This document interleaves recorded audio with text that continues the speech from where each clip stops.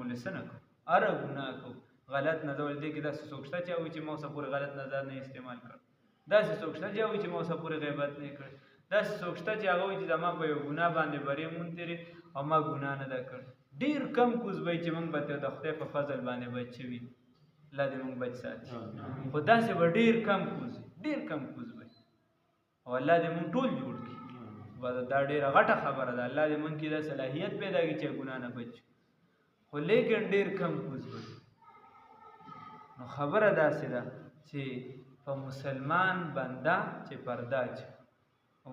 بنده چې پرده اچوي بل